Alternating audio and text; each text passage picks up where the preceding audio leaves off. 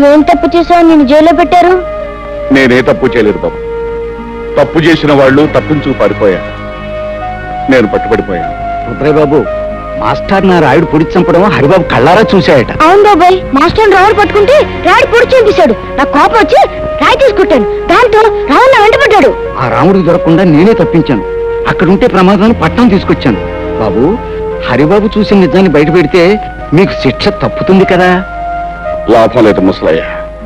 పెద్దలందరూ తప్పుడు సాక్ష్యాలు చెప్పాక, ఆ గుడి న్యాయస్థానం దాన్ని నమ్మి నాకు శిక్ష వేశాక, నిజం చూసిన ఈ పసివాడి సాక్ష్యం నా చట్టం ముందు చెల్లదు. ఆ రోజు రాత్రి వీధిలోకి రావటమే నా దురదృష్టం. మాస్టారు భార్య ఏడుపు విని ఏం జరిగిందోనని ఆ ఇంట్లోకి వెళ్ళాను.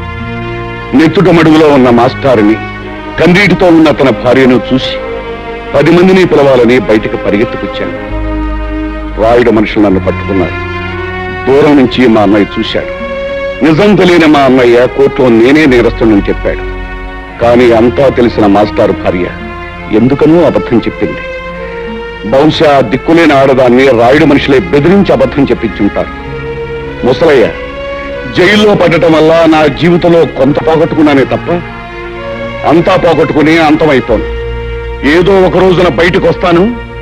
ఆ రోజున ఆ రాయుడు పాపం పండి తీరుతుంది. ముసలయ్య, నాకు సాయం చేస్తావా? తప్పకుండా బాబు గారు. ఏమిటో చెప్పండి. మా ఇంటికి వెలుగు, మా కంటికి దీపం మా హరిబాబు. వీణ్ణి పెద్ద చదువులు చదివించి నీతికి న్యాయానికి నిలబడే మనిషిలా తయారు చేసి మా వంశం పేరు ప్రతిష్టలు నిలబెట్టేలా మన ఊరిని తీర్చిదిద్దేలా తయారు చేయాలి. వాడి చదువు కావలసిన డబ్బు నేను జైల్లో ఉండి రాళ్లు కొట్టి కష్టపడి సంపాదించి పంపిస్తాను.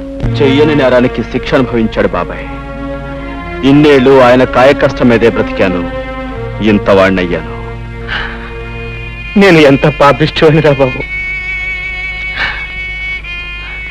ఈ ఊళ్ళో జరుగుతున్న అన్యాయాల్ని, అక్రమాలను ఎదుర్కొంటూ అందరికీ అండగా ఉండే మీ బాబాయ్ దోషి అని నమ్మాను. తప్పుడు సాక్ష్యం చెప్పి చేతులారా జైలుకు పంపించాను. వాడిని క్షమించమని అడిగితే తప్ప నాకు మనశ్శాంతి లేదురా. ఇప్పుడు బాబాయ్ ఎక్కడున్నాడు? మా ఇంట్లోనే ఉన్నారు మావయ్య గారు. ఎంతసేపు వచ్చి? నీ గురించి, గతంలో మా నాన్న చేసిన నేరాల గురించి, అందుకు అన్యాయంగా దోషిని ముద్ర వేయించుకున్న మీ బాబాయ్ గురించి చెప్తున్నప్పుడే వచ్చాను హరి. ఇంతకాలం నేను ఒక స్వార్థపరుడు కూతుర్నని సిగ్గుపడేదాన్ని. ఇప్పుడు ఒక హంతకుడు బిడ్డనని తెలిసి అవమానంతో బాధపడుతున్నాను.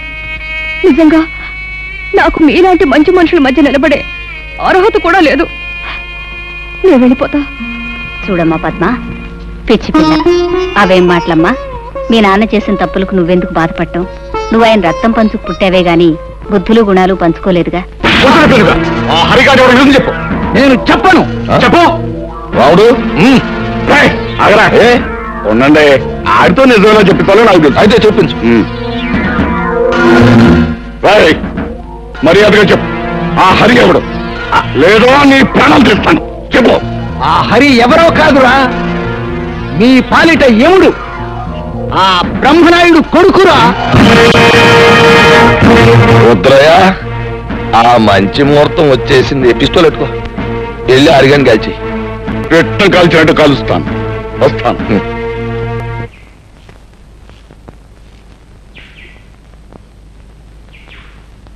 హరే హరే,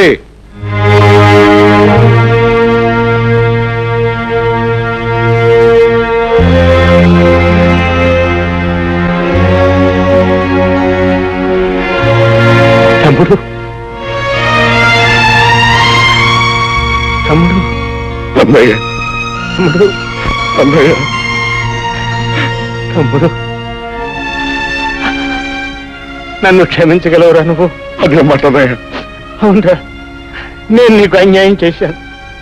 నీ జీవితంలో 14 ఏళ్ళు కటకటాల వెనక బండరాళ్ల మధ్య గడిచిపోయేలా చేశానురా.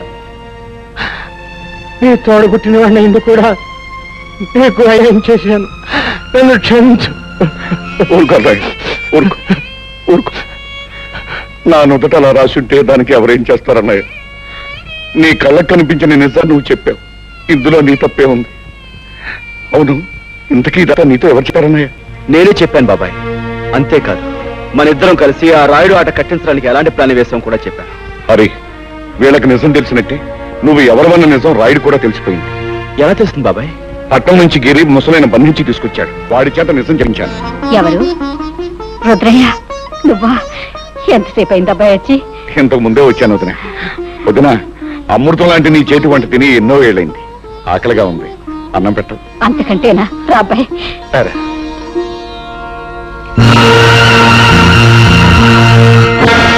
ఎరా రాముడు, నువ్వు చెప్పేది నిజమా? అవును బాబు, నా కళ్ళారా చూశాను, చెవులారా విన్నాను. అమ్మ రుద్రిగా, నువ్వు నా ముందే కుప్పి గంతులేస్తావురా? సరే, మీ అందరినీ కట్టగట్టి బాదం హల్వా, బందర్ లడ్డు, కాకినాడ కాజా కలిపి తినిపించేస్తా.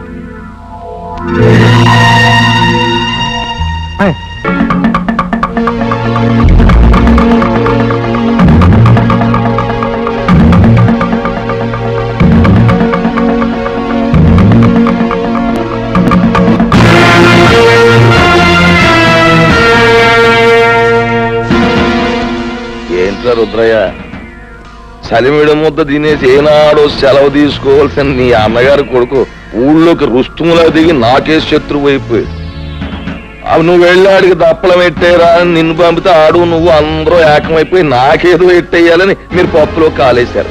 నేను మొన్నే చెప్పాను కదా నా గురి తప్పదు అని.